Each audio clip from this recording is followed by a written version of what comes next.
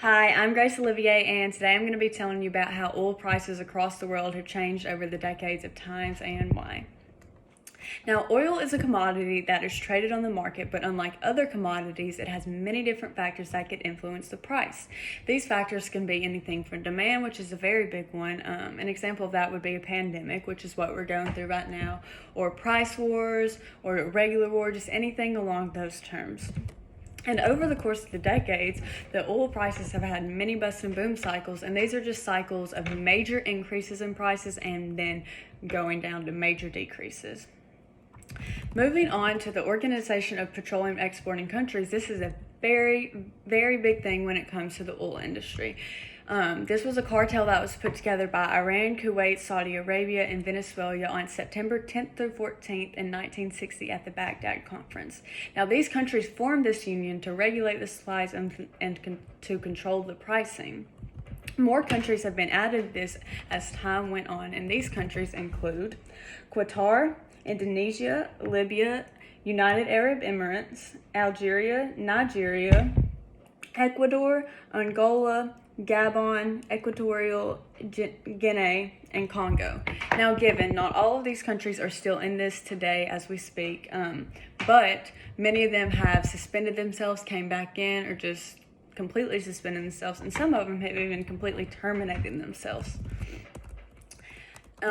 Starting off with OPEC in the 1960s, like I said earlier, this was the startup of it, and during this time, the Seven Sisters was dominating the international oil market. The Seven Sisters were multinational companies that consisted of Exxon, Mobil, Chevron, Gulf Oil, Texaco, BP, and Shell.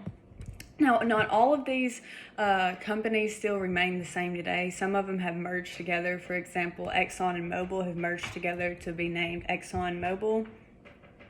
But, still the same concept. In 1968, the Declaratory Statement of Petroleum Policy in member countries was adopted, and this just emphasized the inalienable rights of all countries to exercise permanent sovereignty over their natural resources of the interests of their national development. Moving on to the 1970s, the oil prices rose steeply on two different occasions. The first occasion was the Arab oil embargo in 1973, and on this chart you can see that the prices rose from the nominal price, to be specific, rose from $3.60 in 1972 to $4.75 in 1973, and the inflation-adjusted price raised from $22.21 in 1972 and $22.37 in 1973. The second occasion was the outbreak of the Iranian Revolution in 1979, and you can see right here in 1978 the nominal price rose from $14.95 in 1978 to $25.10 in 1979, and the inflation adjusted prices raised from $59.16 to $88.38. Now, these aren't just the most dramatic price raises that we've seen in history, but for the time they were pretty dramatic. Moving on to 1980s, this is when the oil prices did become to weaken, and they eventually crashed in 1986. Now they crashed in response to the big oil glut and consumer shift away from the hydrocarbon. And this in turn caused total petroleum revenue to drop, and it dropped below a third of the peak that it had earlier in the decade. Now, recovery did begin to happen, but environmental issues began to emerge, and these environmental issues consisted of pollution. They started to really notice pollution become in the environment, and then other things as well, but pollution was the main one. Moving on to the 1990s, the general price weakness and excessive volatility took over. In some parts of the world, prices at the 1986 levels were seen again in 1998 and 1999. When you look at this chart again, you can see that the nominal price in 1997 was $18.64, but that dropped to $11.91 in 1998, but then again rose to $16.56 in 1999. Still not as high as the original price, but at least we were rising. And then the inflation-adjusted price in 1997 was $29.96, and then dropped to $18.86 in 1998, and then rose again to $25.58. And during this time, all the OPEC wanted was fairness, balance, and realism in the treatment of oil supply during everything that was going on. Now, moving on to the 2000s, the oil price band mechanism was set up to help strengthen and stabilize the crude oil prices. In mid-2008, prices reached record levels but then collapsed, and this was due to the fact that the emerging global financial turmoil and economic recession was going on. And then so OPEC began to prominently support the oil sector, and their three guiding things of this decade was stable energy markets, sustainable development, and the environment.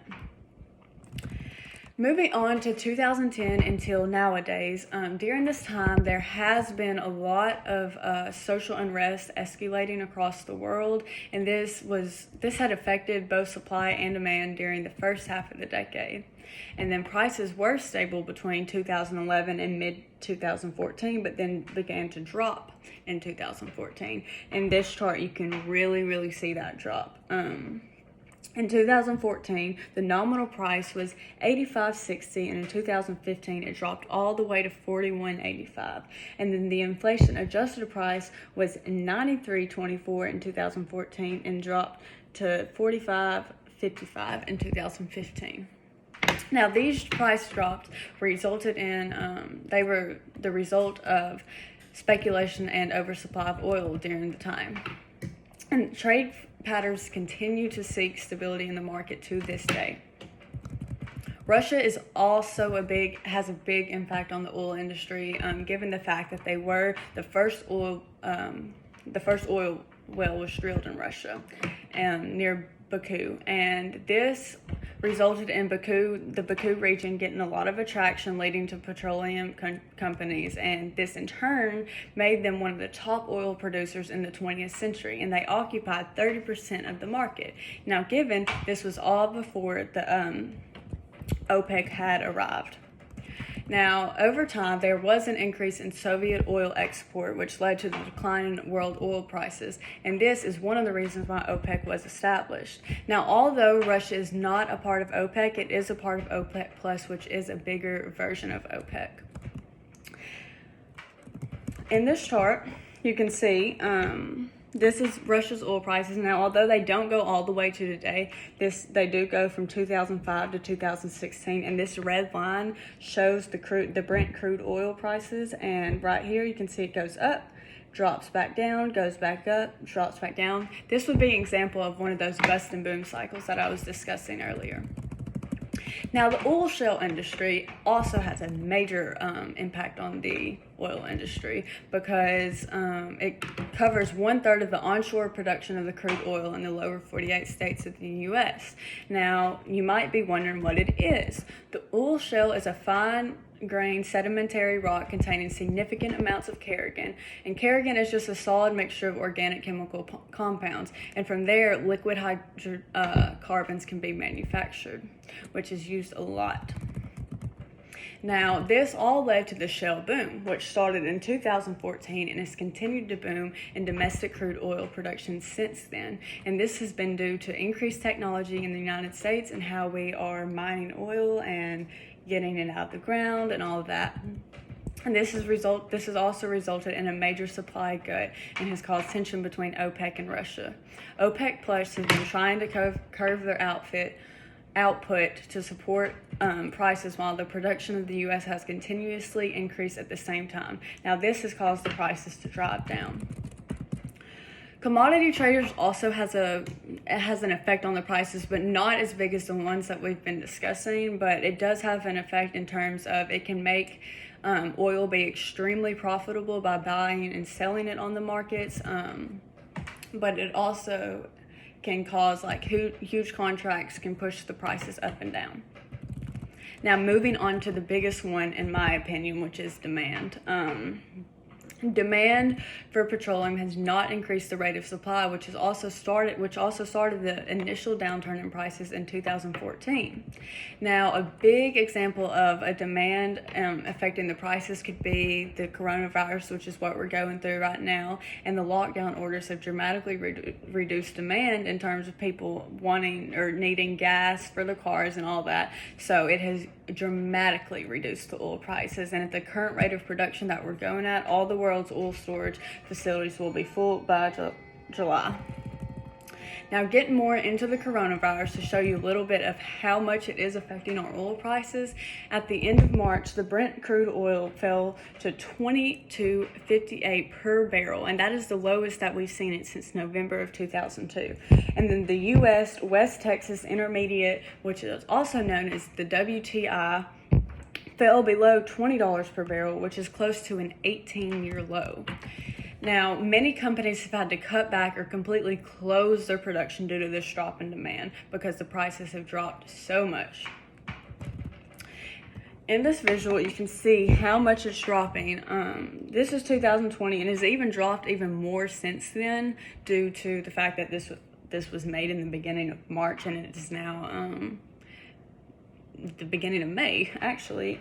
But it started out in 2015 or 2000 pretty low, and then raised, and then dropped, and then raised again, which is right here is where we're seeing like the 2014 raise period, and then it dropped again, and then raised again, and then now this is where we're seeing the big drop that we're seeing nowadays. Now, Saudi Arabia and Russia also have effect on the prices that are going on today because they had been in a price war since early March, but they did squash that in early April due to the fact that they needed to lift the market back up from the pandemic-driven collapse. Like, we needed the market to get back up. And in conclusion, you can see that many things can affect the oil prices as far as pandemics, demand, wars, price wars, anything can really affect it. So thank you for watching, and here is my works cited.